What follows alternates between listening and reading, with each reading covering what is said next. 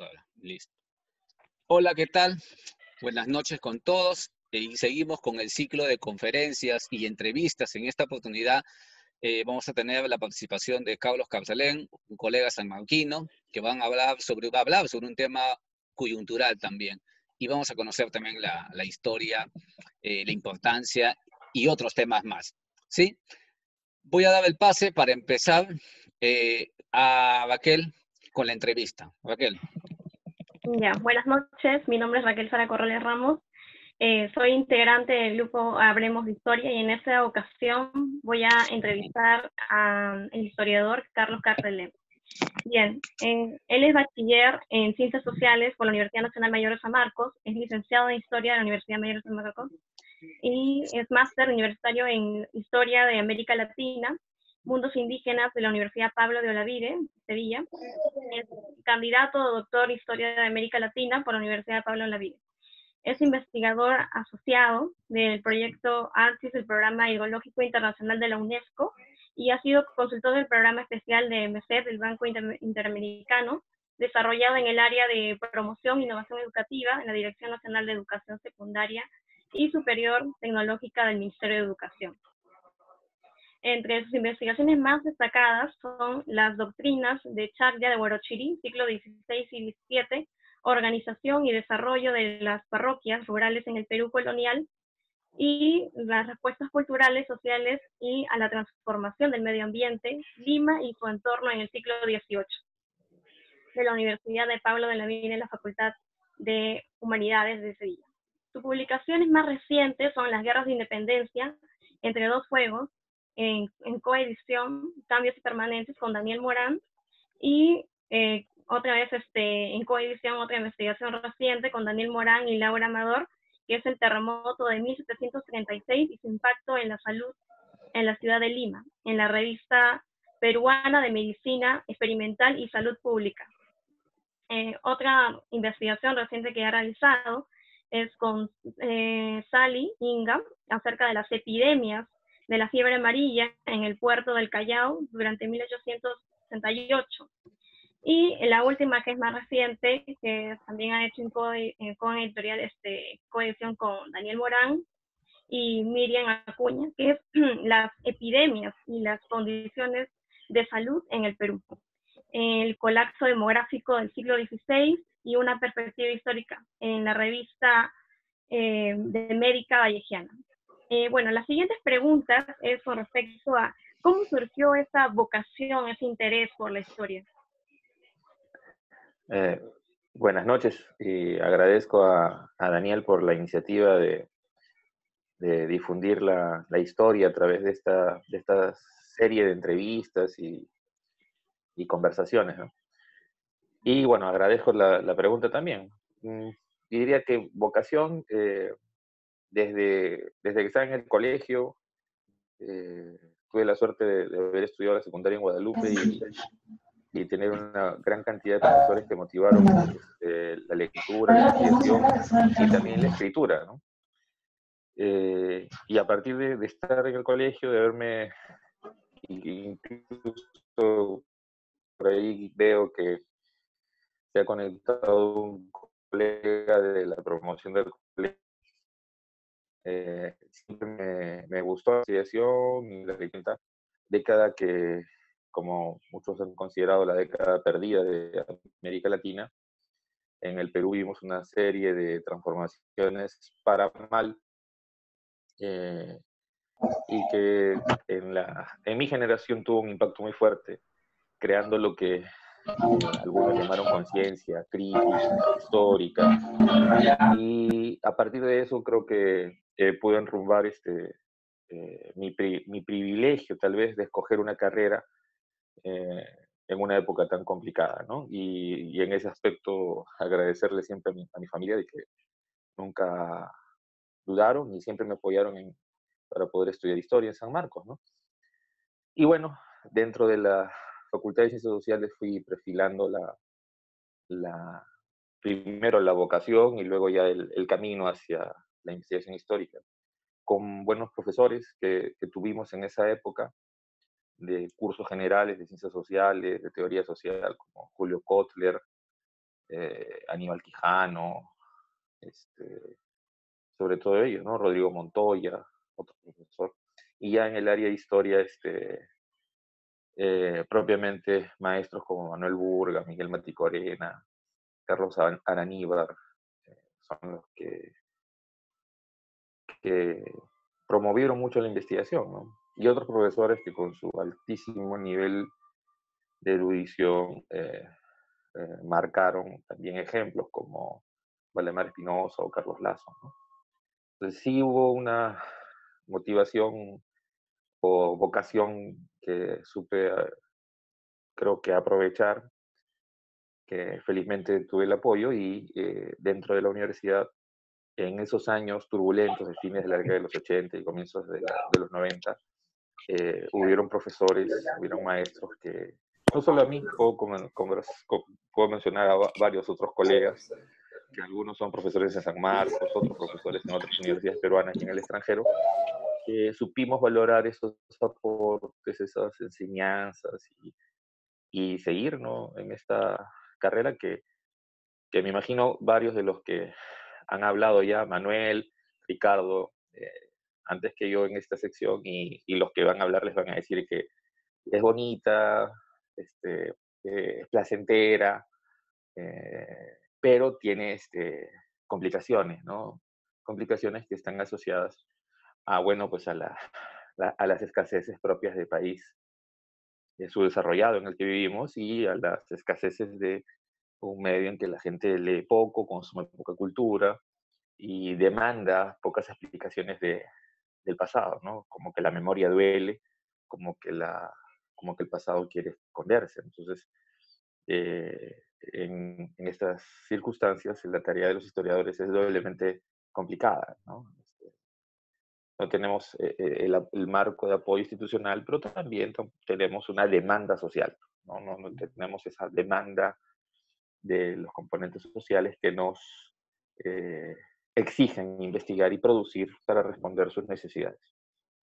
Entonces, eh, a pesar de esas dos cosas que son negativas, todos los historiadores que, que nos dedicamos a esto lo hacemos porque queremos. ¿Ah? Nadie nos obliga a estar sentados horas de horas. Como salen los memes, ¿no? La pandemia a muchos no nos, estar encerrados no nos asusta, más bien estar encerrado me ayuda a leer más y a corregir más cosas y a escribir más. Entonces, es una de las cosas que varios de los que están escuchando que les gusta la historia, la lectura, la escritura, van a estar felices. ¿Sí? Eso es más o menos la idea que tenía para responder, ¿no? Veo que Claro. se están conectando varios colegas también en promoción del colegio. Claro, ¿qué significa para usted ejercer el rol tan importante, ¿no? ¿Cuáles serían los obstáculos en la actualidad, ¿no? del oficio del historiador, ¿no? Bueno, ejercer como historiador en este momento, tarea que es además ejercer la tarea de historiador dentro de un medio académico y universitario como el peruano, tiene una doble responsabilidad, ¿no? A pesar de esos dos grandes problemas de no tener apoyos institucionales y no tener una fuerte demanda social, la tarea de ser historiador dentro de un medio académico y universitario como el Perú es una gran responsabilidad, ¿no? A pesar de que tenemos poquísimos alumnos en las universidades que estudian historia, a pesar de eso, los buenos alumnos que hay están con ganas de investigar. Entonces ahí tenemos una responsabilidad. No solo es enseñar, sino investigar y a partir de ese ejercicio demostrar lo que se puede hacer eh, a los jóvenes estudiantes. Esa es una primera obligación, una primera gran deber, diríamos así, social que tenemos los historiadores metidos en este medio académico y universitario en el Perú. Pero también hay otra cosa más, ¿no? Tenemos que investigar. Investigar a partir de los problemas que nos suceden, ¿no?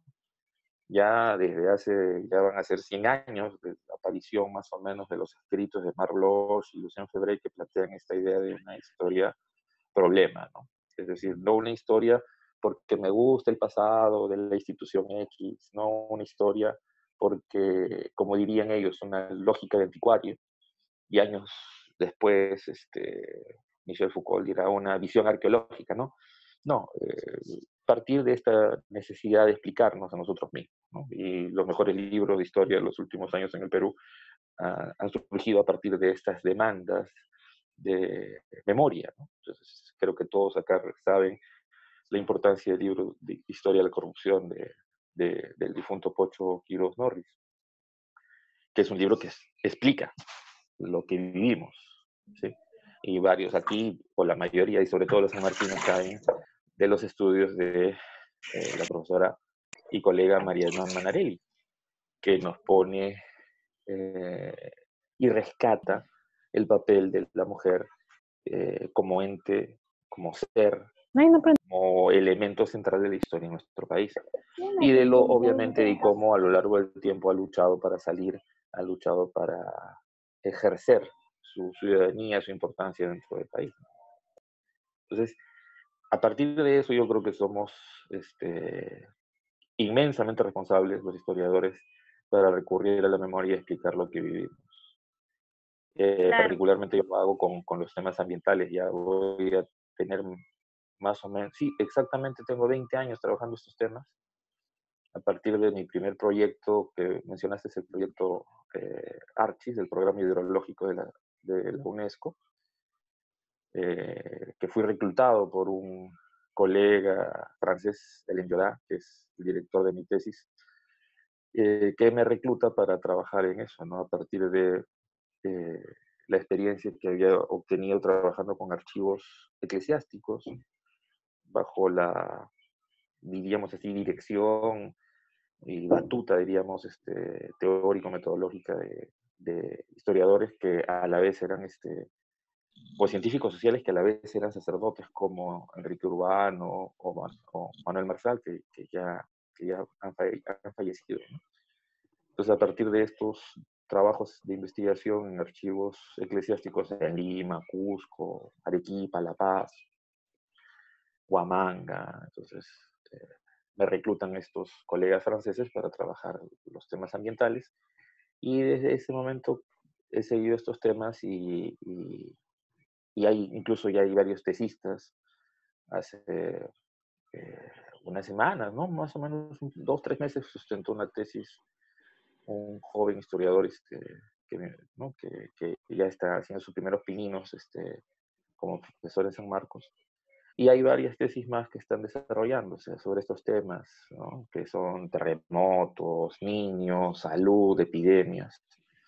Y con ellos también incluso hemos publicado algunos artículos, como mencionaste, los últimos artículos que salieron en coautoría con Laura Amador y con Salinga, artículos que surgen de estas tesis que surgen de debates desarrollados en los cursos que están a mi cargo y que han ido creciendo hasta convertirse en temas motivadores para ellas, ¿no? Como tesistas, para seguir investigando. Entonces ahí está una segunda responsabilidad, ¿no? No solo es formar investigadores, sino también responder a estos problemas, a estas interrogantes que el Perú vive, ¿no? Y el tema ambiental, yo me acuerdo que cuando planteé la creación de ese curso, algunos colegas decían, pero ¿para qué? ¿No? ¿Cuál es el sentido? Bueno, para investigar, bueno, para investigar las cosas que están sucediendo con respecto al ambiente, a los desastres, a la salud. Y bueno, ya comenzamos. Y justo antes de que se difunda la pandemia comenzaron a salir algunos artículos. Salió casi raro fue, ¿no? Pero bueno, ahí están los artículos que demuestran de que ya los equipos de investigación, que por si acaso no solo son historiadores, también hay médicos que están investigando en San Marcos estos temas, ¿no? Hay historiadores hechos médicos o médicos hechos historiadores, ¿no? Entonces, hay cosas interesantes que están pasando ahí. Y hay alumnos de medicina que se meten a la historia, y alumnos de historia que se meten a la medicina y a los temas ambientales, lo cual implica pues una reconstrucción del aparato epistemológico y teórico para entender estos fenómenos, pero se hace bien. Y bueno, y seguiremos adelante, ya se vienen más tesis, más publicaciones, en las que contribuyen colegas ya profesores como Daniel Morán, Horacio Maldonado, Bruno Padilla, y jóvenes historiadores que están trabajando, ¿no? Quiero mencionar a uno que se tituló, que es Víctor Andrés, y los que vienen, ¿no? Como Laura Amador, Salinga, Miller Molina, Renzo Loza, Rafael Pajares, José Salazar, y otros muchos más que, ¿no? Si me olvido, me estoy olvidando de Paula Parcana, que está también con su trabajo muy avanzado. Entonces, hay varios jóvenes que están siguiendo con estos temas para aplicar, ¿no? Y seguir desarrollando estas investigaciones y conocer más de nuestro país. Claro. ¿Qué es lo que lo motivó a justamente investigar esta temática de la historia del clima y qué considera, ¿no? Hasta el momento, hasta la actualidad, si se han desarrollado los temas, ¿no? ¿Cómo se han ido desarrollando estos temas en torno a la temática de la historia del clima? Bueno, los temas del clima y medio ambiente a nivel internacional han sido ya muy trabajados. Esto empezó en los años 60, en los franceses primero, luego ingleses en los 70, en los 80, y ya en los años 90 comienzan a entrar estos temas en América Latina, ¿no? En habla española, a partir de los trabajos desarrollados en Europa. Historiadores latinoamericanos a finales de los 90 y comienzos de este siglo comenzaron a trabajar estos temas. En el Perú, los primeros en trabajarlo desde la perspectiva histórica son Lorenzo Huertas, que tiene varios libros. Uno de ellos es muy conocido, Injurias del Tiempo, que fue publicado por la Universidad Ricardo Palma, y el otro es Lizardo Seiner, que ha trabajado muy bien el tema de los terremotos, con una serie de libros que son indispensables para entender los terremotos en el Perú. Entonces, más allá de estos historiadores, hay pocos que han ido trabajando el tema. Recientemente hay un libro interesante de Paula Rivas Plata sobre el agua, ¿no? Y la salud en Lima, publicado hace 2 años por la Universidad Cayetana Heredia. Entonces, realmente te puedo decir que hay pocas investigaciones sobre estos temas porque estos temas demandan lo que siempre les digo a los estudiantes, ¿no? Demandan, hay 2 enfoques, ¿no? Y demandan que estos 2 enfoques se desarrollen con mucha fineza teórica y metodológica.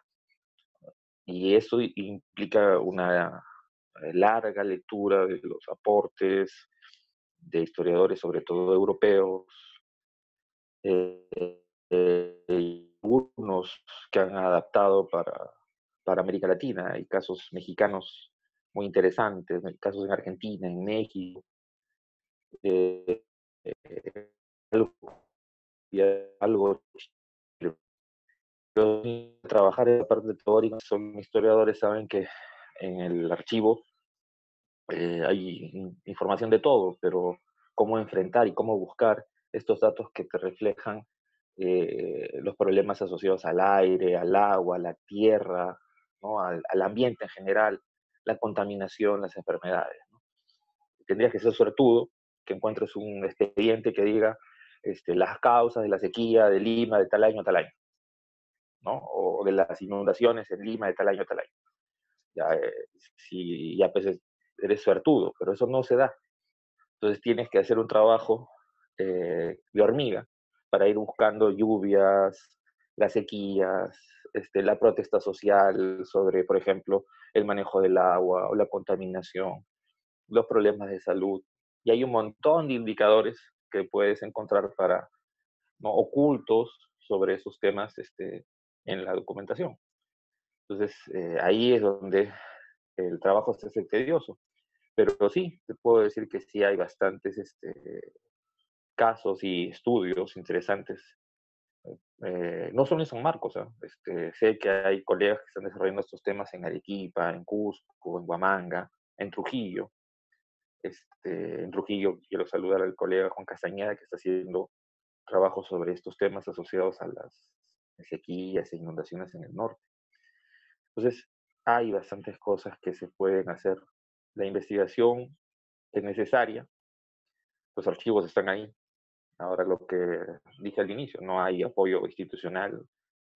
Algo se ha hecho, quiero reconocer desde hace algunos años en San Marcos particularmente hay un mejor financiamiento y un mejor trato a la investigación en general y eso beneficia también a los historiadores. Pero son casos aislados, ¿no? Todavía el ente rector de investigación en el Perú, que es el CONCITEC, todavía no considera a las ciencias sociales y particularmente a la historia como un saber que debe ser financiado y apoyado para investigación. Entonces, diríamos que se pierden, pues, ¿no? Pero con los pocos presupuestos que eh, hay gente que seguimos estudiando y hay tesistas que concursan, que ganan becas. Yo puedo decir que tengo el privilegio de tener tesistas con beca. Es un privilegio interesante que un profesor pueda tener alumnos que tienen que hacer su tesis, ¿no? Y encima que está financiada y encima que hay una instancia superior que los cobija, que los agrupa, ¿no? Cosa que cuando yo terminé de estudiar no había nadie que te financiara, ¿no? Tú veías cómo hacías, ¿no? Pero ahora sí, hay cierta cobertura, pequeña cobertura, pero que beneficia a los jóvenes, ¿no?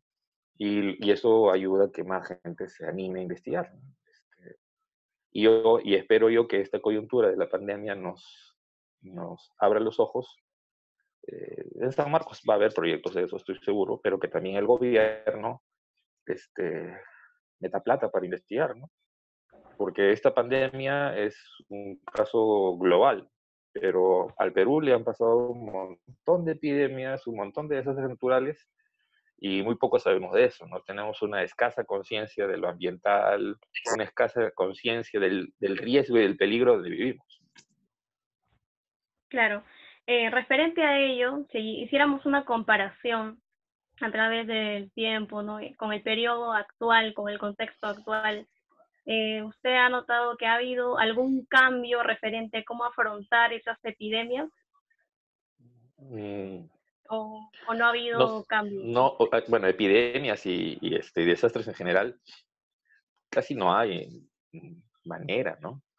Este, en esta coyuntura, en estos desastres, me pidieron algunos artículos para blogs y para la revista de IDL, y ahí en estos pequeños artículos que son casi periodísticos, trato de explicar de que las condiciones de salud y lo que sería prevención nunca, absolutamente nunca han sido política de Estado. Por ahí, de manera muy coyuntural, y como aparece en un video de un grupo de investigación que tenemos en San Marcos, que dirige el profesor Luis Montoya,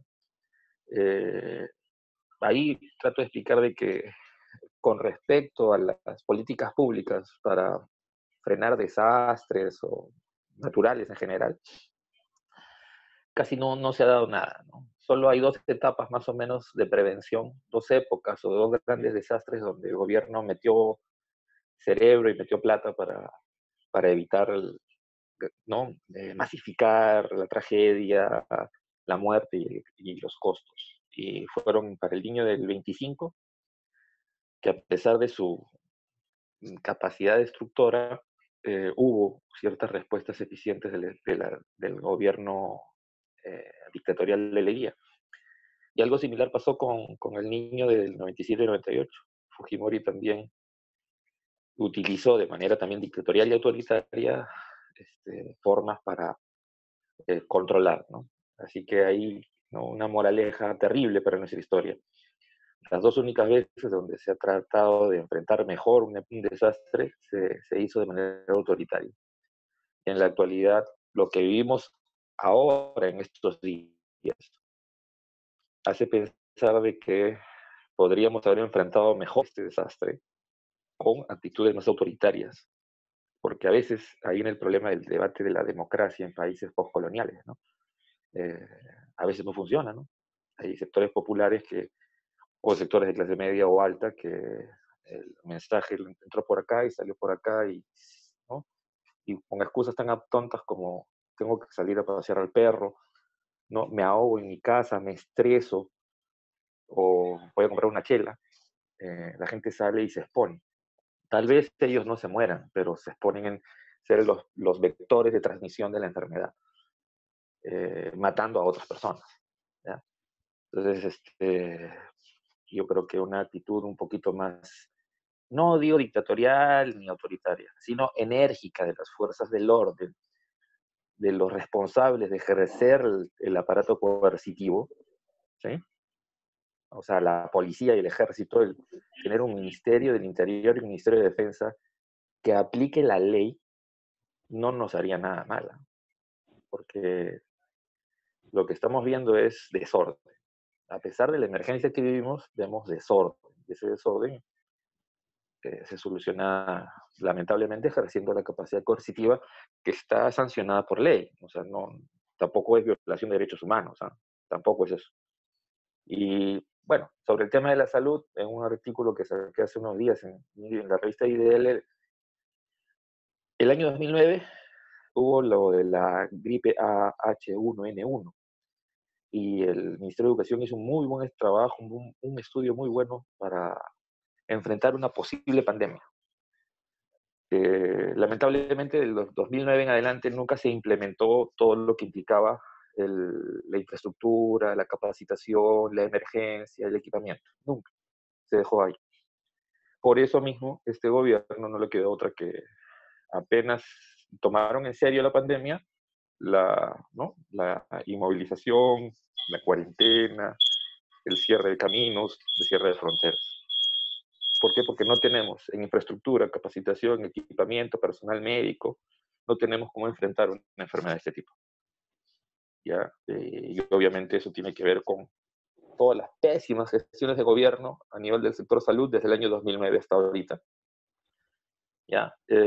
Y obviamente la salud del pueblo no es una prioridad para el Estado. Ni la salud, ni la educación, ni la cultura, ¿no? Entonces, si no son prioridad para el Estado peruano desde las últimas, diríamos así, 3 décadas, menos vamos a ver pues presupuestos para la prevención de inundaciones, epidemias, terremotos, todos los desastres que vamos a vivir, ¿no? Y mucha gente pone en riesgo todo eso, ¿no? Claro. ¿Considera que debería haber estudios más profundos acerca de cómo enfrentar estas epidemias y tener más toda una perspectiva más global de cómo enfrentarse, ver, ¿no?, la realidad de diferentes países, ¿no?, para poder ver las experiencias que ha habido en el pasado, ¿no?, referente a las epidemias y no solamente tener una visión centrada en nuestro país referente a cómo se afrontó en el periodo colonial, no referente a las epidemias, ¿no? ¿Qué opinión tiene al respecto? Sí,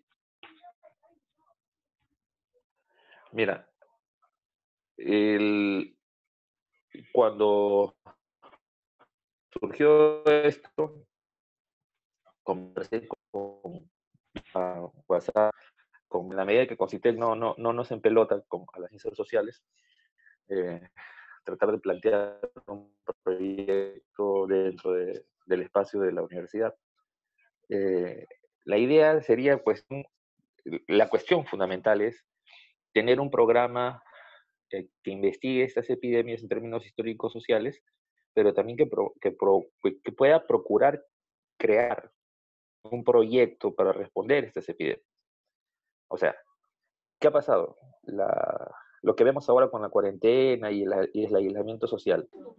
Todos los planes que se están aplicando son planes ideados, ¿ya? En países como Suiza, ¿sí? Italia, Estados Unidos, España, Alemania. Entonces, cuando se dice aislamiento, cuarentena, nadie sale de su casa, en esos países no hay problema, porque toda la masa de trabajadores es formal, hay sistemas de seguro social, de seguro de desempleo, entonces funciona ese sistema. Entonces, si alguien no va a trabajar, no pasa nada, no va a perder su puesto de trabajo. En cambio aquí, cuando se dice aislamiento, cuarentena, nadie sale, el problema es que eso está bien en el plan, está bien en el papel, pero en la realidad tenemos que más de la mitad de la PEA es informal, o está dentro de este régimen de terceros, servicios personales o servicios por hora, ¿no? Entonces, ese maravilloso plan que influenciado por la OMS, la OPS o el CDC, ese maravilloso plan, ¿sí? Cuando se pone a la práctica, resulta que no funciona en los sectores populares, ¿no? En sectores populares peruanos, donde hay informalidad y donde la gente come de lo que trabaja en ese día o de lo que vende en ese día. Entonces, ahí las ciencias sociales tiene el papel fundamental de explicarnos por qué existe esa realidad, por qué se mantiene esa realidad y por qué, obviamente, los políticos no han hecho nada para formalizar a estos grandes sectores. Y no estoy hablando solo, por si acaso, de campesinos y vendedores ambulantes, ¿no? Hay un sector que es el sector bandera de la marca Perú, que está totalmente basado en la informalidad. ¿Saben cuál es, no? La gastronomía. La gastronomía peruana, bandera peruana y todo, que la comida peruana, lo máximo. Pero saben que casi todos los restaurantes se manejan como pequeñas empresas donde no hay ninguna estabilidad laboral para los trabajadores. Ninguna. Así que si no trabajas, no comes, no hay sueldo. Entonces, ¿cómo ese sector, que es el sector bandera del Perú, del Perú actual, vive todavía en ese limbo de la informalidad? Y nadie se le ocurrió regularlo. Y a nadie se le ocurre, al restaurantero menos, porque pierde plata, porque tendría que pagar beneficios sociales a sus trabajadores, el seguro social y todo eso. Y lamentablemente a muchos trabajadores no les gusta la formalidad, porque hasta ahora, ¿sí? Yo sigo escuchando a colegas, hay mucho impuesto pago. Sí, pero ese impuesto es lo que nos permite tener todo lo que el Estado da. Entonces ahí esas son contradicciones sociales que las ciencias sociales tienen que enfrentar de una manera, la historia tiene que cumplir su papel, la sociología, la antropología, la economía tiene que cumplir un papel ahí. Y no solo estar aplaudiendo a las políticas, ¿no? de turno del presidente o candidato que venga. O sea, tener una propuesta, ¿sí? Decirle al gobierno, esta es la agenda, o al candidato, mira, esta es la agenda. ¿Sí? Y ahí es donde tenemos que las ciencias sociales, conjuntamente con la medicina, cuando se restablezca algo de normalidad, varios profesores, tanto de sociales como de medicina y económicas en San Marcos, vamos a reunirnos, por lo menos, aunque sea por Zoom, para definir estas cosas, ¿no? A debatirlo entre nosotros, proponer entre nosotros y trabajarlo. Ya si el problema también está en que a los políticos poco o nada les interesa el bienestar de la población, lo cual es un cocacho para todos nosotros para poder elegir mejor a nuestros representantes. Claro. Cambiando el tema, referente, ya falta poco para poder celebrar y conmemorar el bicentenario. Ujú. Es una importante fecha, ¿no? Para celebrar. Mi pregunta se refería, ¿considera que hasta el momento se ha desarrollado una historiografía, se ha desarrollado bien una historiografía referente al tema de la independencia? Bueno, ese es otro de los grandes temas en los que ya desde hace, a ver, sí, hace 10 años con algunos colegas nos comenzamos a meter estos temas y se han publicado algunas cosas con el profesor Jorge Valenzuela, con el mismo Daniel Morán, con Horacio Maldonado. El tema del bicentenario es esencial. El bicentenario en el Perú es para más o menos mirarlos, ¿no? 200 años de república y qué hemos hecho para hacer república. Y la historiografía que existe es una historiografía que va de los grandes conceptos y las grandes ideas, como las encontraríamos en los libros clásicos de Basadre, Bonilla, ¿no? Por ahí. Pero luego tenemos bastante investigación que no, diríamos así, que no se ha convertido en, algunos le llamarán currículo, no se han convertido en los conceptos para estudiar, para enseñar en los sectores, por ejemplo, de la educación básica regular. investigaciones esenciales como la de Cristóbal Aljovín, por ejemplo, ¿ya? Sobre la formación de la República. No está. Esos conceptos los manejamos en las universidades, pero todavía los profesores de colegio no los están manejando. Ahí hay una responsabilidad. Entonces, a veces alguna gente dice, no se investiga nada sobre tal tema. No, sí se investiga. La cosa es que esa investigación no ha trascendido a la esfera de la gran difusión que es la que hacen los profesores en los colegios. Esa es una responsabilidad del Ministerio de Educación, uno, y en parte también de los historiadores, ¿no? Porque a veces, como yo digo, a veces hablamos en difícil y escribimos en difícil. Pero sí, hay intentos, ¿sí? Desde hace algunos meses sectores del gobierno lo han entendido y hay que difundir las investigaciones. Y hay varios colegas que tienen bastante capacidad histriónica y están saliendo en los programas del Canal 7 sobre todo, ¿no? Sí hay. Y luego tenemos la otra historiografía de estudios más pequeños, ¿no? Concretos, locales, regionales, sectoriales, en los que hay gran cantidad de aportes, ¿ya? Y eso me refiero solo a los peruanos, ¿ah? Porque desde el extranjero hay un montón de historiadores de diversos países, peruanos, bueno, que investigan sobre el Perú, o peruanos que viven en el extranjero. Menciono un peruano que está en el extranjero que se ha metido a estos temas y promueve este tipo de investigaciones, que es Víctor Peralta. O extranjeros que trabajan estos temas con mucha pasión y fuerza, como Chuck Walker o Juan Marchena.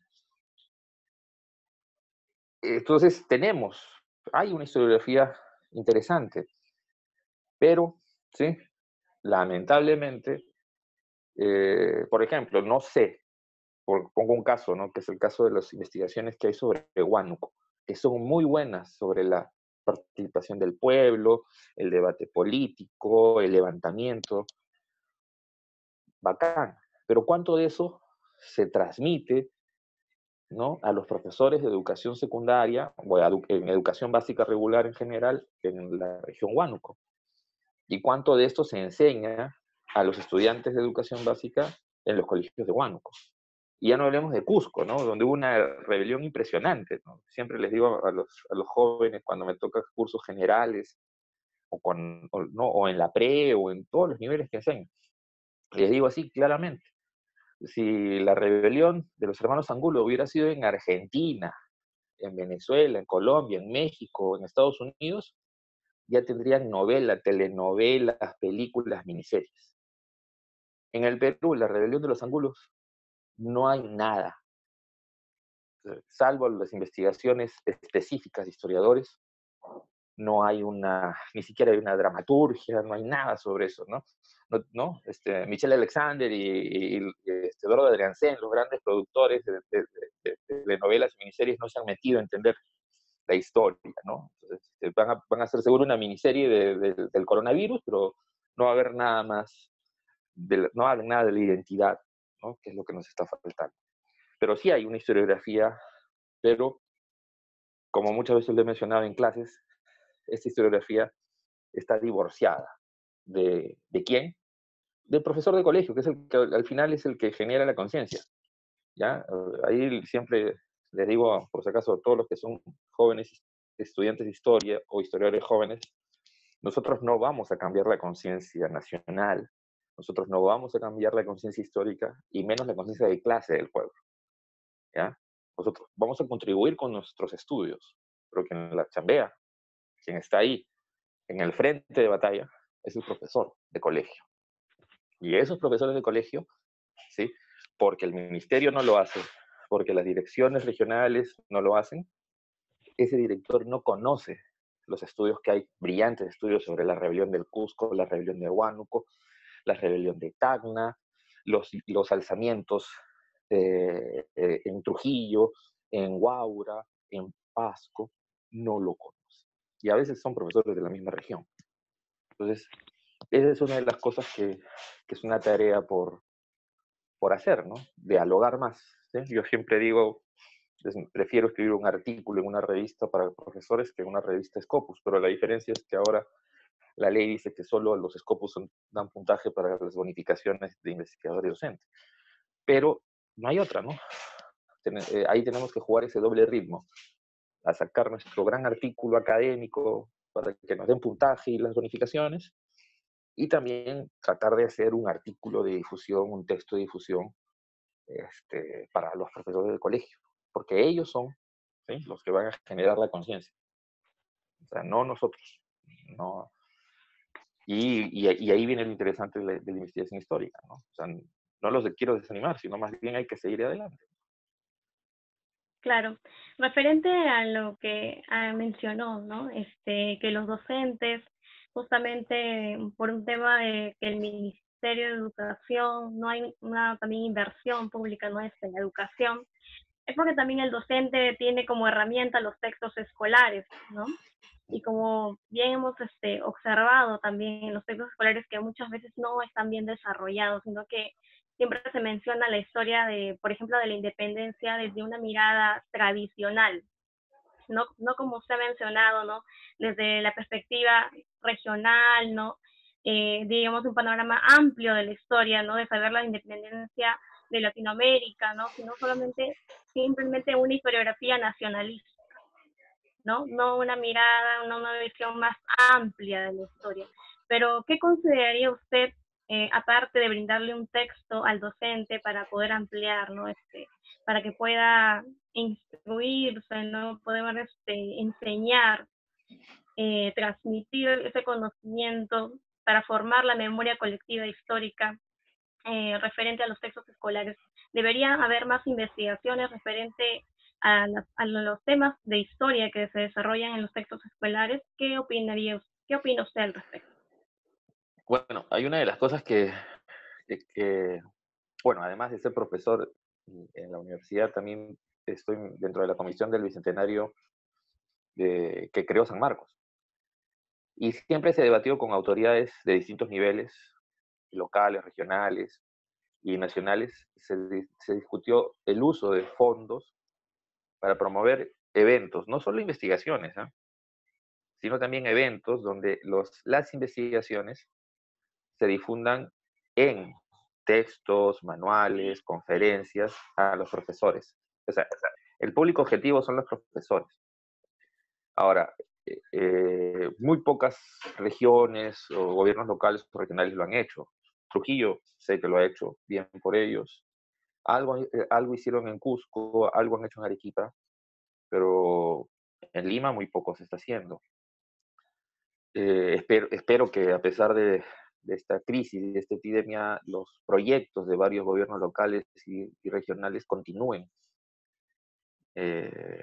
No vaya a ser que la excusa de la emergencia diga, no, hay que quitarle presupuesto a la cultura, a la investigación y a la celebración del Bicentenario, ¿no? Más bien tomar la celebración del Bicentenario como una meta, ¿no? Y continuar con eso, ¿no? O sea, no podemos, está bien, lo urgente es combatir la epidemia, pero también es necesario que tengamos conciencia. Entonces, ahí es la doble tarea, ¿no? Y las facultades de educación también tienen que ser un poquito más responsables, no solo formar al profesor con la capacidad técnico-pedagógica, sino también con contenidos vigentes, actuales, para que puedan ir más allá de lo que dice el texto escolar, para que puedan responder a esta cuestión de las competencias, ¿no? Donde al muchacho le quieren enseñar a trabajar con fuentes primarias, le quieren enseñar a trabajar a desarrollar capacidades investigativas. Ya, pues, si eso quieren, entonces el profesor tiene que ir también más allá del libro con herramientas de investigación. Entonces, las facultades de educación también tienen una responsabilidad grande en ese aspecto, ¿no? No pueden decir, no, yo soy facultad de educación, me dedico a lo técnico pedagógico. No, aguanta, lo que vas a enseñar, porque qué lindo es enseñar, pero si no tienes los contenidos adecuados para generar esa conciencia nacional, esa conciencia histórica, entonces, ¿qué hacemos, no? Si seguimos haciendo lo mismo. Claro, ¿qué opina de la educación universitaria actual en este tiempo de crisis, ¿no? De epidemiológica mundial, ¿no? de alguna manera se puede llevar la educación, ¿no? ¿Qué opina referente a esa situación actual? Bueno, estuve en estos días leyendo varios artículos que están surgiendo, no solo en Perú, sino también en otros países que están igual que nosotros haciendo clases virtuales, ¿no? Ya en febrero, a fines de enero, comienzo de febrero, muchos países comenzaron a implementar clases virtuales o clases remotas, como algunos dicen también. Bueno, yo creo que para los cursos teóricos no habría ningún problema, ¿no?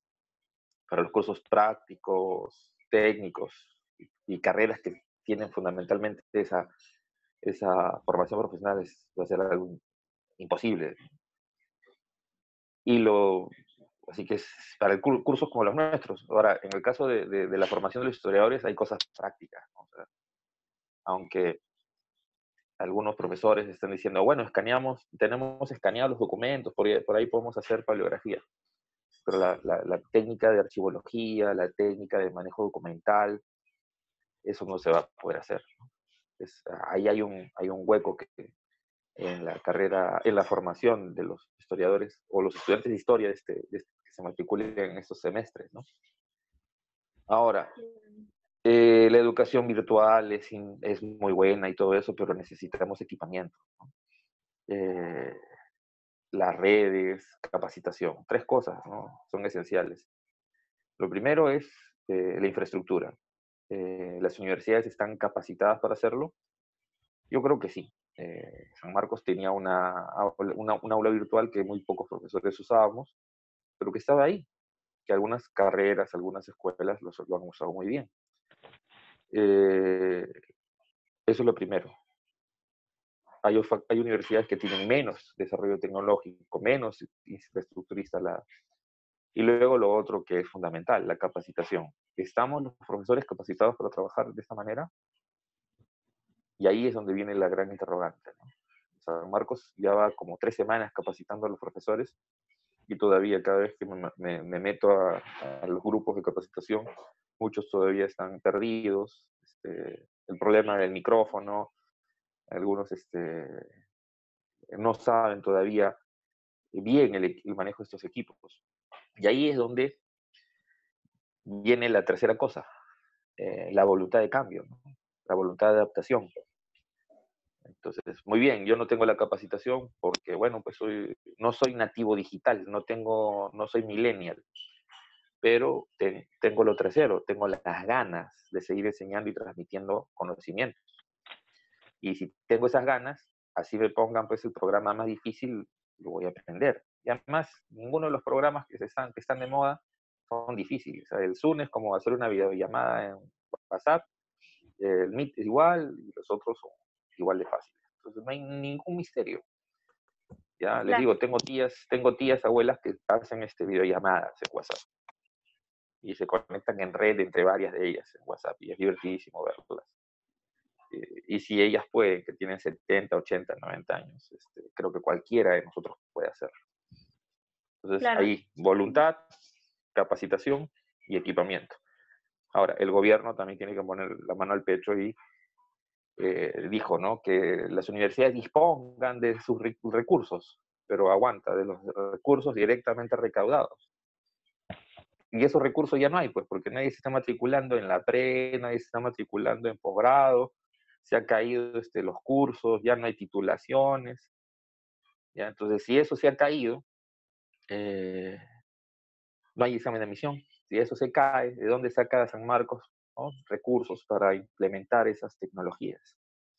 Entonces, ahí vino el cuento, ¿no? Algunos profesores se entusiasmaron con eso, ¡ay, qué bacán! Va a haber presupuesto para equipamiento. Pero luego las letras chiquitas salieron ahí, de tu presupuesto sí, pero del que tú recaudas. Entonces, y eso quiero denunciarlo, ¿no?, o decirlo públicamente. El gobierno ha dicho, sí, las universidades también, públicas, también van a hacer clases virtuales. Sí, pero ¿con qué plata? ¿Con qué recursos? San Marcos o la Uni o la Agraria o la Villarreal van a hacer y implementar todas estas políticas, todas estas herramientas tecnológicas, ¿ya? Claro, los recursos directamente recaudados, pero ¿de dónde se recaudan si no hay examen de admisión, si no hay PRES, si no hay alumnos de posgrado, si se han caído los cursos de titulación? Se ha caído todo eso. Y al caerse todo esto, ahí viene el problema. Claro, ¿usted considera Entonces, que los medios de ahí es comunicación, donde justamente disculpe, tenemos que plantearlo, ¿no? Sí, sí, te escucho. claro, justamente, bueno, hay otra pregunta que es referente, bueno, los medios de comunicación informan sobre los protocolos a seguir frente a la actual pandemia, pero son válidos para economías y sociedades no tan desarrolladas como la nuestra. ¿Qué opinión respecto tendría acerca de eso, acerca de los medios, ¿no?, de comunicación que difunden, ¿no?, protocolos, y si se adecua realmente a nuestra realidad para poder no ejecutarlos? Bueno, no solo los medios de comunicación, ¿eh? También como dije, los modelos y los estándares de calidad y de atención a emergencias son modelos que vienen, ¿no? De la Organización Mundial de Salud, Organización Panamericana de Salud, o del CDC, que es el Centro de Control de Enfermedades de los Estados Unidos. Y por tanto viene de análisis social, económico, cultural, totalmente distinto al nuestro. Entonces, cuando queremos aplicar eso, no sirve, pues, ¿no? Es como cuando algunos teóricos sociales quieren ¿no? aplicar la teoría de las clases sociales al Perú, y eh, es divertidísimo ver cómo fuerzan el guante, ¿no? No funciona, pues, porque esa teoría fue construida y a partir de evidencias de otra realidad. Cuando la quieres meter acá, no sale. Y pasa lo mismo con este plan nacional para la pandemia, ¿no? Y obviamente los medios de prensa tienen muy poca capacidad de análisis, ¿no? La prensa peruana también desde hace varios años está, ¿no? Así como vemos la curva de contagiados y muertos, la prensa peruana tiene una curva hacia abajo en calidad, análisis, profundidad, ¿no? Cada vez están más caídos. Y por eso dicen cualquier cosa que se les ocurre, ¿no? Y los políticos peruanos, pues, ya pues no les pidamos mucho también, ¿no? Los políticos que tenemos ¿no? Cuando se dice son nuestros representantes, entonces pues si tienes esos políticos representan a esa mayoría de gente que no entiende, que sigue saliendo y que sigue estresándose por estar en su casa con sus hijos, ¿no? Claro. ¿Qué podrían hacer las universidades, no solo en términos de investigación científica, sino también en términos educativos con relación a las epidemias y pandemias? Bueno, lo que mencioné ese momento, ¿no?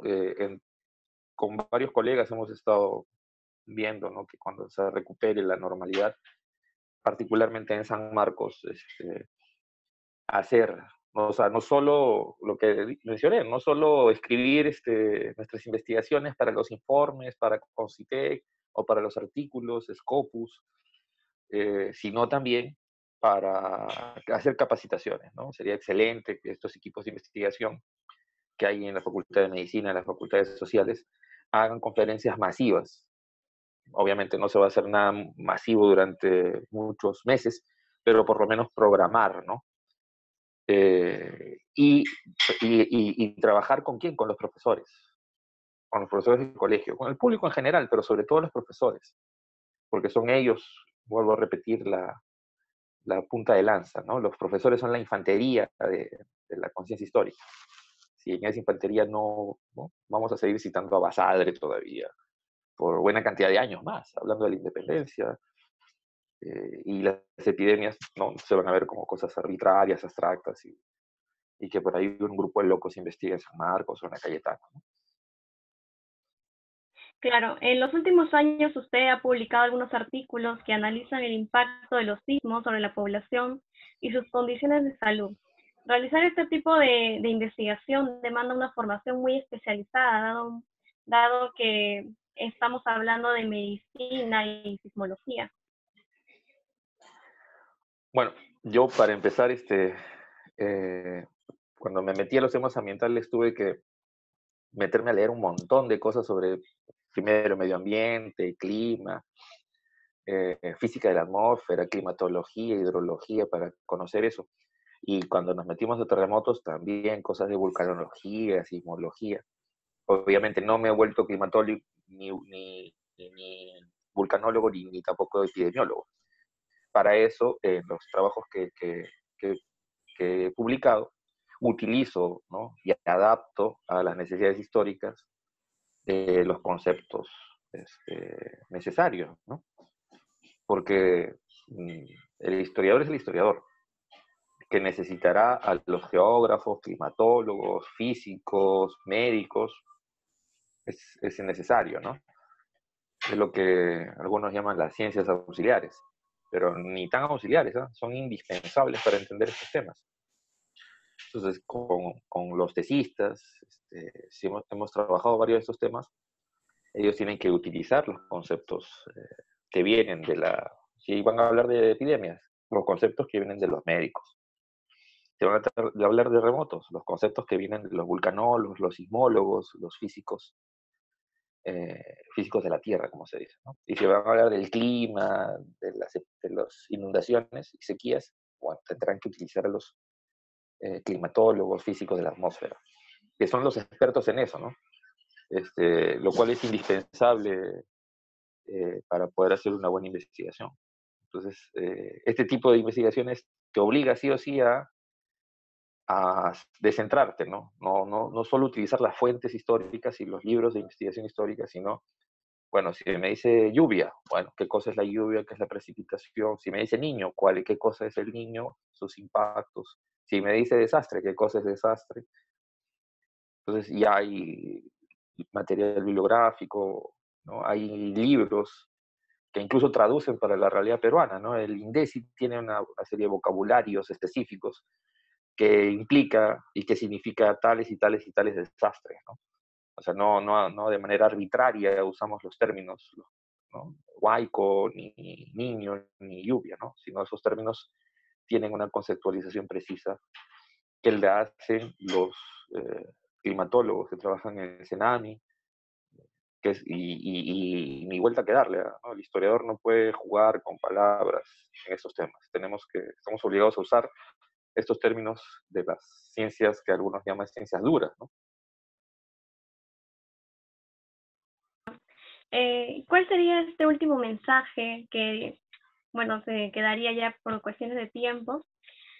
¿Cuál sería el mensaje que da a todas las personas, ¿no?, que han visto la entrevista, ¿no?, y también ante la coyuntura frente al COVID-19? Bueno, mensaje. Bueno, para empezar, tener paciencia y tener mucho cuidado, ¿no? Esta enfermedad, específicamente, no hay lo que se llama etiología. Nadie puede definir las causas, ni los mecanismos de expansión, ni tratamientos. Se decía de que primero eran los ancianos, y bueno, hay ancianos que han salido. Se decía que eran las mujeres embarazadas. Hay mujeres que han dado a luz estando con el COVID. Entonces, muy poco sabemos, casi nadie, todo el mundo está que se rompe la cabeza. Hay hipótesis desde las paranoicas de que es un arma biológica hasta las ¿no? Teológicas y de que es un castigo divino. Entonces, no hay forma de saber qué va a pasar. Lo que sí tenemos que ser es responsables y cuidarnos, ¿no? Y respetar mucho estas pautas del aislamiento, del distanciamiento, de la cuarentena. Tratar de ser lo más pacientes posible, ¿no? Como dije al inicio, los que nos dedicamos a leer, escribir, a investigar en términos históricos, estamos felices porque podemos estar, antes yo estaba en mi casa escribiendo, leyendo, ¿no?, revisando cosas, y de pronto sonaba la alarma, uy, tengo que irme a la universidad. Y te cortaba toda una cosa de varias horas de trabajo. Ahora no, ahora sigues, y de pronto te das cuenta que ya estás en el siguiente día, ¿no? Entonces es una cosa interesante que ahora tenemos. Pero hay que tener paciencia, y los que son profesores en todos los niveles, quiero pedirles, así como una especie que hagan un servicio a la comunidad, que comiencen a revisar toda la inmensa información que hay en Internet o tal vez en sus libros, en sus casas, sobre temas de coyuntura. Entonces, trabajar y a nuestros alumnos de todos los niveles, primaria, secundaria y universidad, ¿ya? Como se dice, meterlos a que comiencen a trabajar con estos temas. ¿A trabajar con qué? Que entender qué cosa es el cambio climático, el impacto de las epidemias, ¿no? Cosas de ese tipo. El niño, hermoso, ¿no? ¿no? Para los que son profesores de historia y geografía, el agujero de la capa de ozono se ha cerrado, ¿ya? El petróleo, el precio se ha caído a nivel internacional, ¿sí? Porque son fenómenos económicos, son fenómenos ambientales que están íntimamente relacionados a esta pandemia. Y como lo he escrito en un artículo, esperemos que después de esta pandemia el ser humano vuelva a pensar en sí mismo, a mirar lo mejor que tiene y proyectarse. Y en eso los historiadores tenemos responsabilidades, pero estas responsabilidades no son las responsabilidades masivas y colectivas que tienen los profesores, ¿no? Ahí sí, mi respeto, porque ellos son ¿no? los que tienen una gran chamba, no solo ahora porque van a dictar clases virtuales, sino también por hacer que desde sus cursos de sociales, historia, geografía, economía, hagan que los chicos reflexionen sobre lo que vivimos ahora. Y ya no, pues, solo hacer la historia de Roma como una abstracción, ¿no? Sino preguntarnos, el fin del Imperio Romano de Occidente, ¿tiene que ver algo con el clima? ¿Tiene que ver algo con las hambrunas? ¿Tiene que ver algo con epidemias? Y rescatar estas entradas desde la realidad que tenemos, rescatar estas entradas para entender la realidad. No es solo la Revolución Francesa y el acto glorioso o esa visión abstracta de la conciencia burguesa, sino que no tiene nada que ver la Revolución Francesa con el hambre, con la sequía, con la escasez de alimentos, con el desempleo, ¿sí? Con como le llamó Levallois-Dury, crisis de subsistencia. Entonces, eso es lo que tenemos que hacer otra vez. Y es tarea de los historiadores, de los catedráticos de las universidades, pero también de los profesores de todos los niveles, ¿ya? Y está la información en Internet. Hay documentales, algunos colegas hemos hecho documentales sobre estos temas y pueden entrar a mirarlos, trabajarlos, mandarlos como tarea a sus estudiantes. Y vamos a ver qué sale, ¿no? Yo creo que podríamos tener, y a pesar de todo, quiero ser optimista, podríamos tener y lograr que los jovencitos, los adolescentes, los niños puedan ser más conscientes de lo que viene, ¿no? De la nueva sociedad que en esta sí todos lo vamos a tener que fundar, ¿no? O refundar. Claro. Bien, gracias por la entrevista. Ahora doy pase a Daniel Morán para que pueda seleccionar las preguntas del chat para justamente la entrevista que acabamos de realizar. Gracias. Bien, gracias, Carlos. Bien, mira, vamos a dar el pase a Jesús, que ha estado viendo lo que son las preguntas, ¿sí? Y se estableció, por favor, sí, que vamos a dar 20 minutos para las preguntas que se hagan en el chat. Esto lo hemos establecido a lo largo de los comunicados en Facebook y también al comenzar la videoconferencia, ¿ok? Toda la participación son a través del chat, por favor. Yo sé que hay muchas personas que quieren comunicarse contigo, Carlos. Después, por interno o por el Facebook, vamos a dar tu correo electrónico para que se puedan conversar contigo en forma inmediata, ¿ya? Porque tienes algunos colegas, creo que no te ves que hace bastante tiempo, entonces ahorita Hay vamos varios a... de Sí, la promoción del colegio.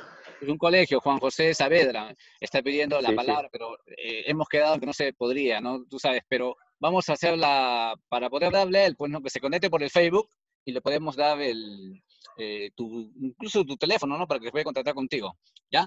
Bien, Jesús, te damos el pase para que hagas las preguntas que has seleccionado, ya durante 20 minutos. Son ya las 9:10, nos hemos pasado más de una hora, porque eran 45 minutos y vamos a dar 20 minutos para que puedan hacer las preguntas hasta donde se pueda conseguir, ¿ya? Bien, Jesús, te doy el pase.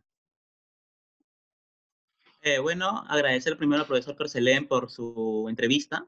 Hay varios comentarios, varias preguntas, y vamos a seleccionar algunas nada más que todas las preguntas. Bueno, primero Roxana Reluz nos pregunta sobre cuál es la importancia de conocer o comprender el clima del pasado. Bueno, ¿voy respondiendo o se acumulan? No, sí, puedes Sí, ir respondiendo. Ya. A ver, es indispensable conocer el clima del pasado para ver el comportamiento. No solo, siempre se pensó que era mirar el clima desde la perspectiva climatológica, ¿no? Para hacer la serie larga, temperatura, precipitación, sequías, distintas variables, ¿no?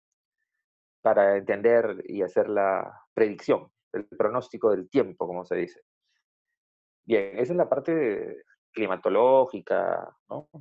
Pero también desde la historia es indispensable para ver lo que normalmente no se ve, las condiciones previas a un desastre, ¿ya? Por ejemplo, un río como el río Rímac.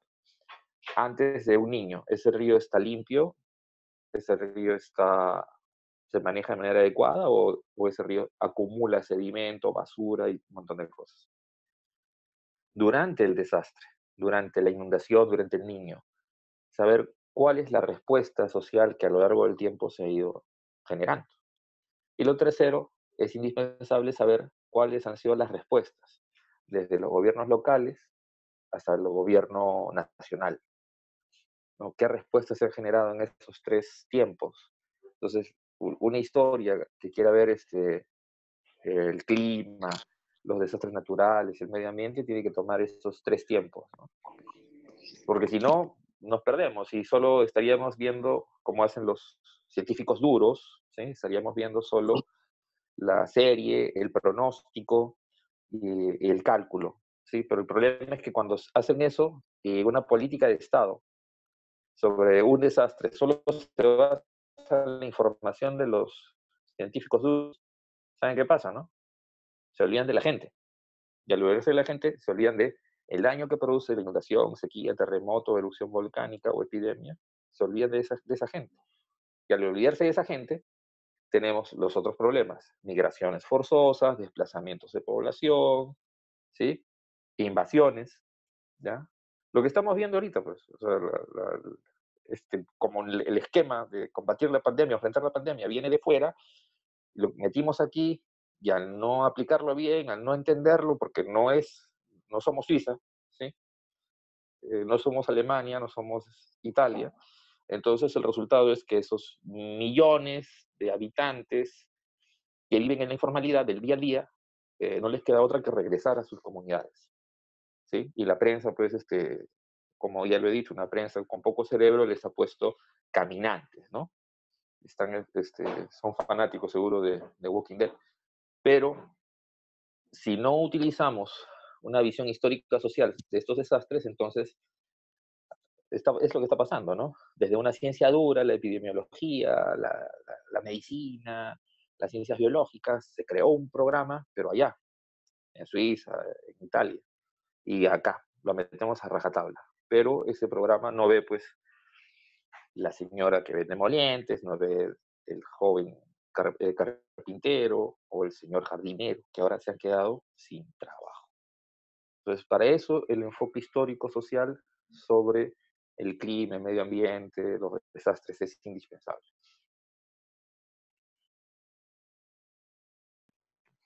Bueno, luego tenemos la pregunta de J. Villa, quien está de acuerdo con varios de sus planteamientos.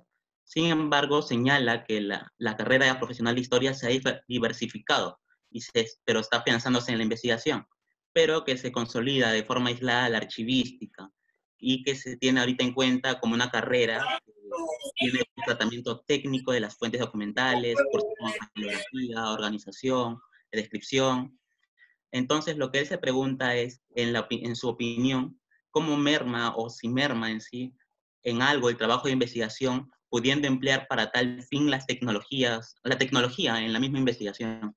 Y igualmente, Yair Miranda complementa esta pregunta, señalando también que las bibliotecas, los bibliotecólogos, museos, patrimonio cultural, o sea, los gestores culturales, las carreras, la docencia, la pedagogía. ¿Qué sucedería con el historiador en el Perú? Bueno, como toda carrera tiene diversos ámbitos, ¿no?, de aplicación. Y en el caso de la carrera de historia, uno de los ámbitos de aplicación es, sin lugar a dudas, el trabajo de gestión cultural, que puede ser gestión cultural en patrimonio documental, como hacen una gran cantidad de colegas que trabajan como archiveros, bibliotecólogos, pero también la gestión cultural de patrimonio a nivel de curaduría, ¿no? Entonces, hay bastante diversificación en eso, ¿no? De mi promoción de la universidad, creo que somos 3 o 4 nomás que nos hemos dedicado a la investigación y docencia universitaria. En los demás, de los 29 que éramos, todos se han dedicado a la archivística, a la curaduría, y es una forma de ejercer el trabajo, ¿no?, del historiador también. Y yo no veo ninguna merma, ¿no? Es más bien está de la mano, sin, ¿no? Porque, ¿qué pasa?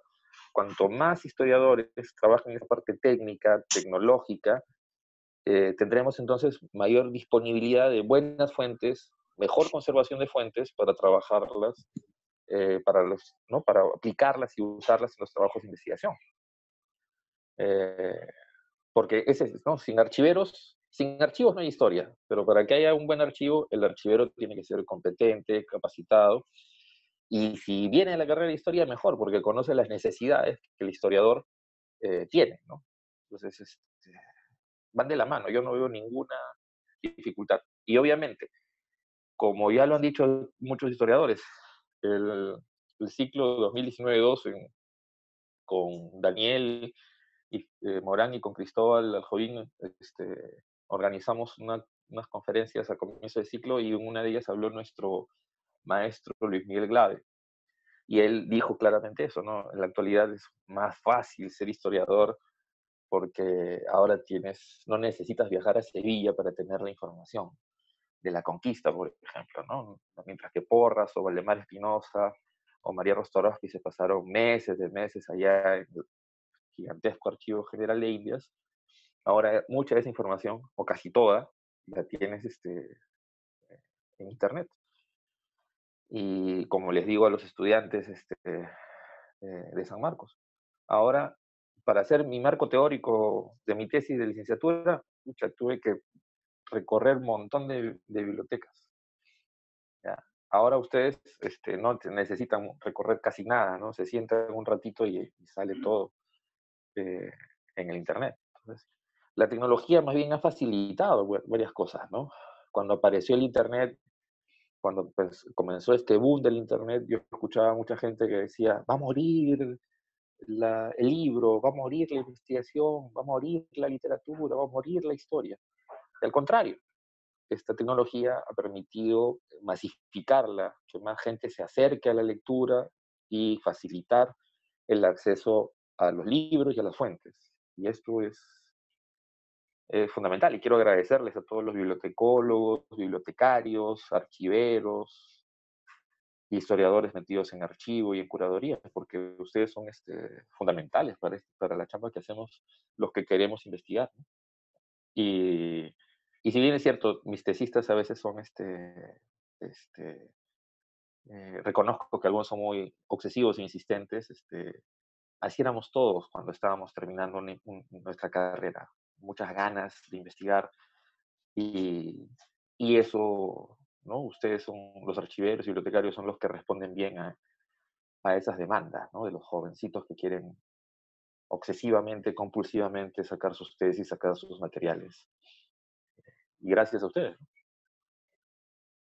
¿No?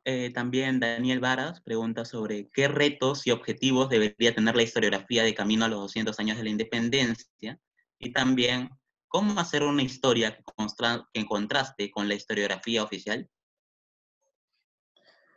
Bueno, los retos de la historiografía para el Bicentenario, los hemos discutido varias veces con colegas como Cristóbal Aljovín, con Daniel Morán, con David Velázquez, que somos profesores en San Marcos, pero también con profesores que vienen de fuera, como Víctor Peralta, o Juan Marchena, o Chuck Walker,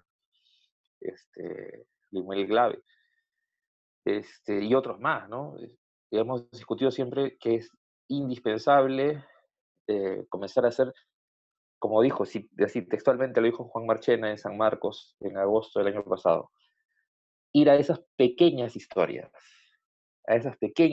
locales, a esas historias donde los pequeños grupos, los pequeños actores sociales intervienen para entender, nosotros los historiadores de ahora, entender cómo la gesta de la independencia no solo es un debate ideológico y político y macro internacional como lo vemos en las ideas de autores como Heraclio Bonilla o Karen Spalding.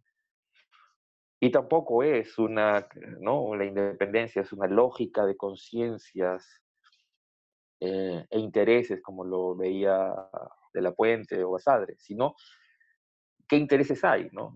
Entonces, con Daniel entramos a un tercer año de promover estas pequeñas historias, estos debates locales, estos trabajos, y estamos haciéndolo. Y con Daniel y con Horacio Maldonado estamos metidos en tratar de entender a estos actores populares, ¿no?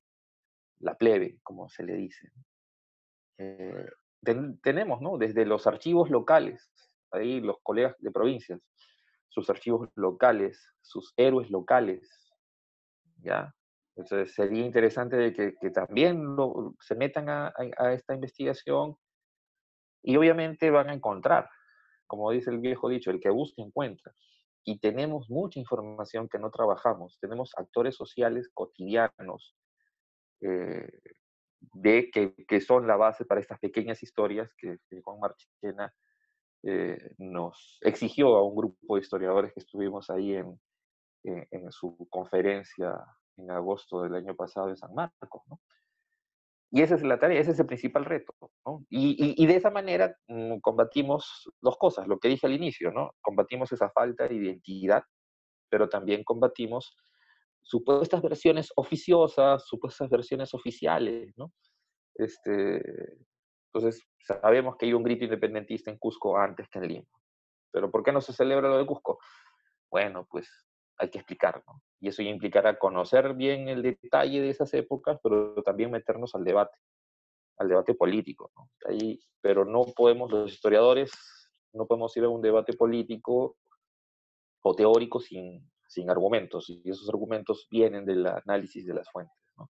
Entonces, hay que buscar, y repito, a todos los de provincias o a todos los que son provincianos o somos provincianos, ir a nuestras localidades, ir a nuestros archivos, mirar, no solo archivos, ¿no? Porque mucha gente piensa que la historia se hace con las fuentes documentales escritas. Hay fuentes orales que no se han recopilado.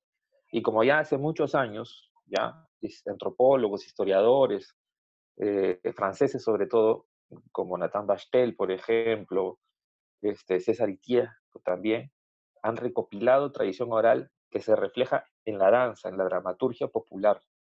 Eso también podemos hacer. Hay danzas donde se ve, hay, ¿no? Folclore, diríamos así, donde se ve tradiciones populares, donde se ve eso. Y lo miramos como una cosa, ¿no? Costumbrista, pero no. Hay una conciencia de eso, que no la estamos entendiendo, que no la estamos valorando. Entonces, ya, muy bien, ¿no? Pero no, profesor, no hay nada escrito.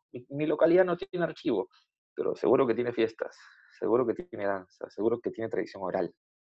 Entonces, no puede haber un pueblo que no tenga nada, ¿no? Sería absurdo. Pero ahí es la chamba de todos, ¿no? Bueno, también PS le solicita al profesor que comente sobre la gigantesca diferencia que existe entre los estudiantes de colegios públicos, los estudiantes de colegios públicos participantes solo a través de la educación no presencial remota de emergencia, comparada con las sesiones o clases virtuales que reciben los estudiantes de colegios del sector privado, fundamentalmente los sectores A o B. Bueno, la diferencia es abismal, ¿no? Para empezar, la mayoría de colegios privados del sector A o B tienen plataformas virtuales muy serias, muy bien logradas, y sus profesores están totalmente capacitados para eso. Y los alumnos tienen, obviamente, en su casa internet y equipos, sin ningún problema. Entonces, ahí ni hablar, ¿no? Las diferencias van a ser abismales. En cambio, en los sectores eh, públicos, de los colegios públicos, para empezar, casi ningún colegio estatal tiene una plataforma, salvo los colegios de alto rendimiento, que son poquísimos, hay uno por departamento. Los profesores de los colegios públicos están muy bien capacitados, me imagino, para la parte técnico-pedagógica, pero dentro del aula. Eh, Fuera del aula y en trabajo remoto, en trabajo virtual, no lo creo.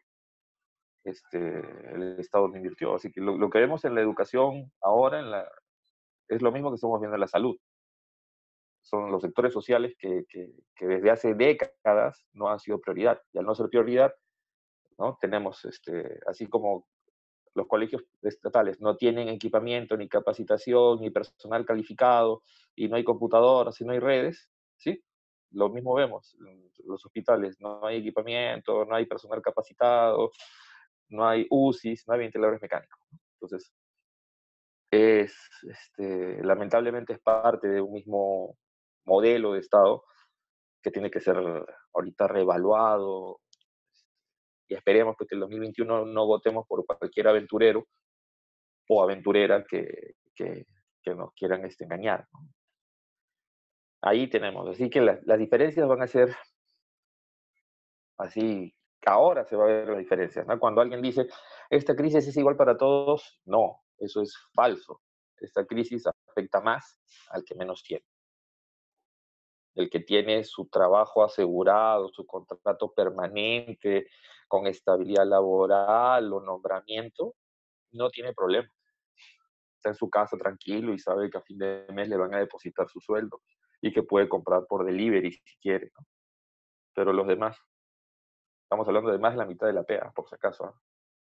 No es una fracción chiquita, no, es más de la mitad de la PEA. Y esta, más de la mitad de la PEA, es más de la mitad de la población de nuestro país.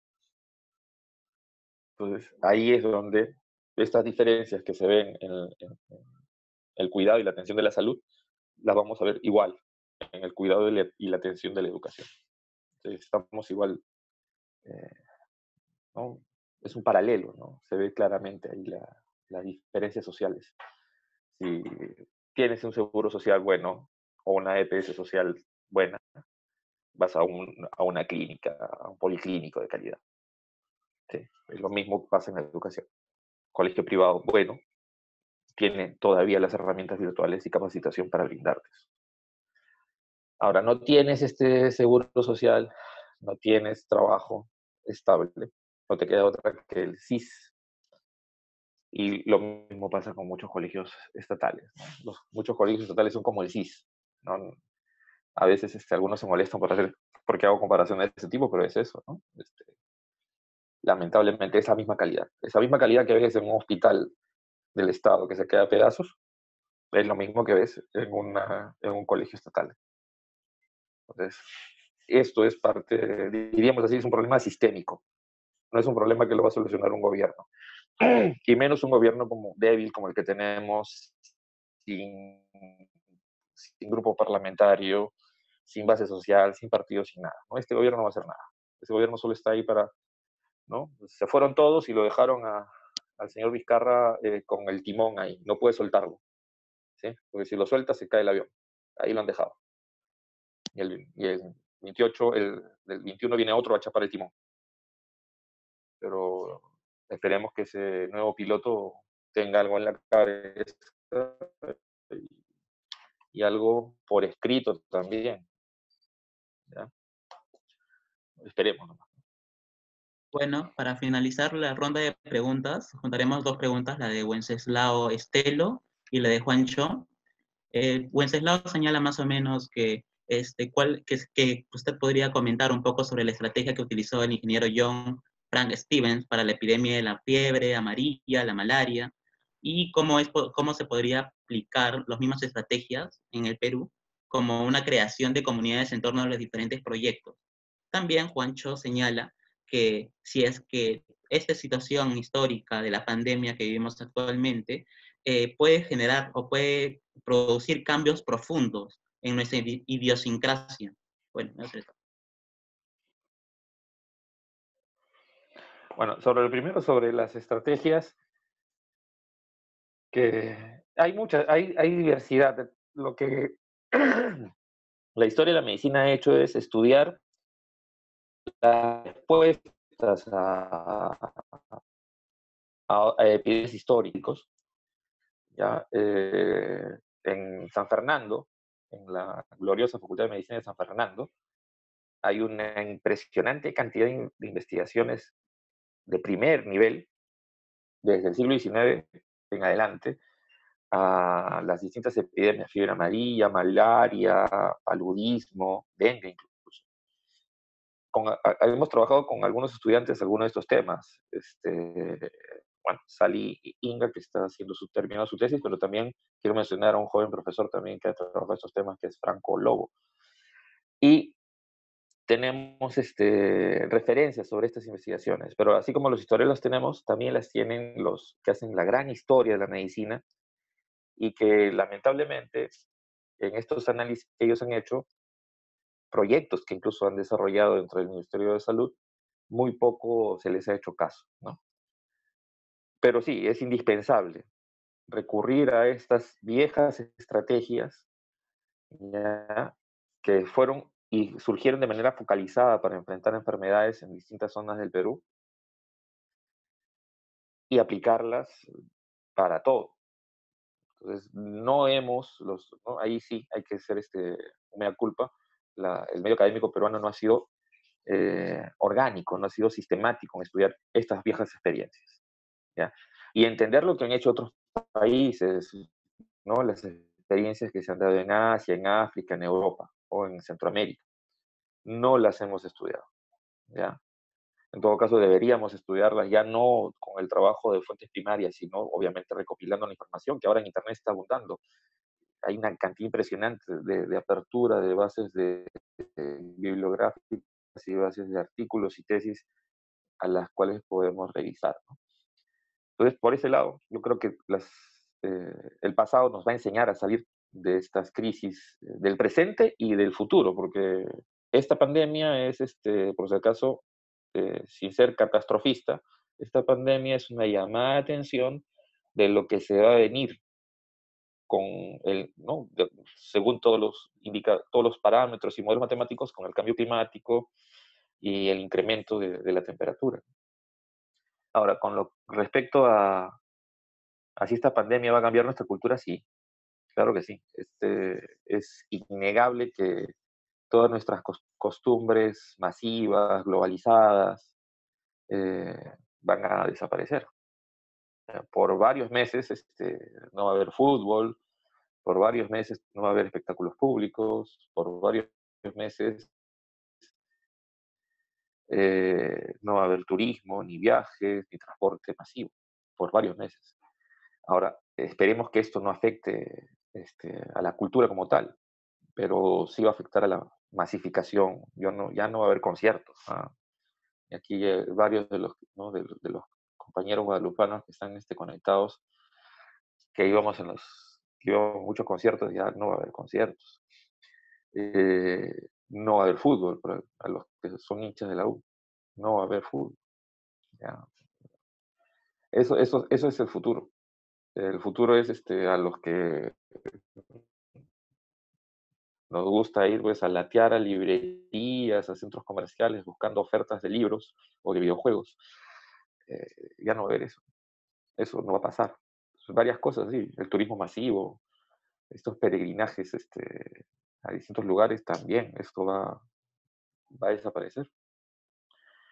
Por muchos meses estas costumbres van a desaparecer. Incluso el comercio internacional va a verse afectado con este tipo de cosas, ¿no? Así que esta pandemia nos va a hacer reevaluar nuestros patrones de consumo, de organización y de utilización del tiempo. ¿ya? Hay mucha gente que se aburre en su casa porque no sabe utilizar el tiempo. O sea, tienes computadora, tienes libros, tienes televisión, tienes equipo de sonido. ¿Ya qué más quieres? ¿No? O sea, pero hay gente que no sabe usar el tiempo. Entonces, vamos a tener que reevaluarnos, mirarnos a nosotros mismos y dejar de ser lo otros para volver a ser nosotros mismos. Eso sí es inevitable, ¿no? Vamos a volver a ser humanos en lugar de ser consumidores. La sociedad del consumo ha sido golpeada totalmente, ¿no? Y lamentablemente por muchas carreras que se dedicaron a las actividades de consumo, pero esperemos que esto tenga un redireccionamiento, ¿no? Que vayamos hacia otro lugar, pero es inevitable el cambio, ¿no? No creo que vuelvan a ver, repito, espectáculos colectivos como hemos estado acostumbrados en los últimos 30, 40 años. No creo. Ya va a ser difícil, ¿no? Ya no creo ver el Monumental otra vez lleno, ¿no? Para terror de la hinchada crema. Matute siempre se llena, es fácil, chiquito. Pero partidos de la selección, difícil, ya, difícil. Lo veremos por televisión, tal vez. Va a ser complicado que esta visión masiva y estos medios de masa, estas acciones de masa, vuelvan a mantenerse. Ojalá que me equivoque, espero equivocarme, espero que después a mediados de mayo todo el mundo regrese feliz y contento, que todo salga lindo, que nadie más se muera, que nadie más se contamine, que haya una vacuna, ¿sí? Que las empresas capitalistas se maten entre sí para que saquen la vacuna y los tratamientos. Pero bueno, espero equivocarme, pero todo apunta de que no vamos a tener vacuna de aquí a muchos meses y que el tratamiento no saben cómo. O sea, los que se están salvando porque los mismos médicos les preguntan, ¿y cómo se salvó? No saben. ¿No? Y como muy científicos que son, te dicen, no, es que hay una combinación de factores. O sea, cuando alguien te dice, hay una combinación de factores, ¿sí? ¿No? Y variables. Si te dicen eso es porque te están toqueando, como se dice. No te están diciendo la realidad. La realidad es que nadie sabe cómo se están curando. Y nadie sabe cómo se contaminan y cómo se curan. Y hasta que eso no se sepa, no va a haber tratamiento y menos vacuna, ¿no? Pero sí, nos vamos hacia otra sociedad. ¿Sí? Algunos están diciendo de que el siglo XXI empezó recién ahora. Bueno, antes decían lo mismo con las Torres Gemelas, ¿no? Pero viendo estos temas ambientales, yo creo que se vienen peores desastres, ¿no? Peores desastres se vienen. De que esto es una especie de preparación para lo que puede venir. Otras epidemias, desastres globales de mayor intensidad. Bueno, muchas gracias, profesor, por su participación en esta entrevista. Agradecemos a todos los participantes y les cedo la palabra al profesor Morán para que cierre el evento. Gracias, Jesús. Gracias también a Raquel por la entrevista. Gracias a Carlos por tu predisposición, ¿no? Hemos 1 hora 40 minutos. Ya van a ser casi las 10 de la noche, Carlos. Más bien, gracias por todo la predisposición que has tenido por el día de hoy. Gracias a todos los asistentes, ¿sí? Esta videoconferencia está siendo grabada, lo vamos a subir mañana, ya debe estar en Facebook, para que otras personas que no pudieron el día de hoy estar presentes lo van a poder también hacer. Cualquier consulta, comunicación con Carlos, por el Facebook nos podemos contactar, no hay ningún problema. ¿Sí? Más bien, gracias, Carlos. No sé si tuvieras en 2 minutos la última recomendación para cerrar ya el día de hoy. Bueno, gracias Daniel por la invitación. Gracias a Raquel y a Jesús por el apoyo. Y gracias sobre todo a los que se han conectado, ¿no? Me había olvidado de que es el 1 de mayo, Día de los Trabajadores. Felicitar a todos los que están trabajando. En parte esta iniciativa de Daniel es parte del trabajo de los historiadores de difundir, ¿no?, lo que estamos investigando, ¿no? Pero quiero cerrar con algo muy simple, ¿no? La investigación histórica nunca se agota y como vemos ahora, ¿no? Muchos, siempre yo decía, toda investigación histórica parte por el presente. Eso es, pues, lo que estamos viviendo es una demostración de esta interpretación que algunos hemos cogido de autores como Fernand Braudel, Eugène Dury, Marc Bloch, Lucien Febvre. Este presente nos obliga a mirarnos a nosotros mismos, pero hacia atrás, y a ver si atrás encontramos soluciones, ¿ya? Porque adelante, el futuro, me pongo como estos filósofos que vivieron a inicio del siglo XX, Spengler, Toynbee. El futuro está difícil, está oscuro, no vean futuro, ¿no? No se ve una cosa clara, no se ve norte. Y al no tener norte, la humanidad o entra en pánico o busca lo mejor que tenía de antes, lo mejor que nos queda para reconstruirnos, ¿no? Y hay que seguir leyendo, ¿no? Aprovechemos la pandemia, aprovechemos el aislamiento para leer, investigar y estar más tiempo con nuestros seres queridos, ¿no? Revalorar los espacios domésticos, revalorar la vida en común, que la modernidad, el tránsito y la chamba nos habían quitado en estos últimos años. Y obviamente, ahora sí, pues si a alguien le gustaba escribir, escriba, ¿sí? Si a alguien le gustaba leer, lea. Si a alguien le gusta ver películas, mire, hay un montón de películas que están colgando. Entonces tenemos que hacer algo. O si no, jueguen con sus hijos, pues, todo el día. O hagan la de profes, ¿sí? Los que no son profes, hagan la de profes. Y los que somos profes, enseñemos, pues, ¿no? Enseñemos. Y bueno, gracias más bien y hay que ser optimistas, pero hay que tener cuidado. O sea, no, dicen el optimista murió primero. No, el optimista es el que piensa que puede salir de la crisis. No es el que se desespera y a mí no me va a pasar nada, ¿no? Por si acaso esto no cree en nadie, ¿eh? Hay hasta deportistas que se han muerto, hay hasta militares de fuerzas especiales españolas, francesas que se han muerto. Entonces, si un militar, un deportista que tienen físicos casi perfectos se mueren, bueno, pues los que tenemos enfermedades crónicas, ni salir a la esquina, ni sacar la cabeza. Entonces, cuídense y aprovechemos el tiempo que nos queda en casa en estas semanas o meses. Cuídense mucho. Gracias a todos. Gracias, Carlos. Bien, gracias a todos. Voy a detener la grabación. Más bien, si quieren mandar a través de las cámaras, ¿no? Para que quede, para terminar ya. Muchas gracias, Carlos, otra vez y será hasta una próxima oportunidad. Hasta luego, nos vemos. Gracias. Cuídense. Hasta luego, nos vemos. Feliz primero. Hasta luego.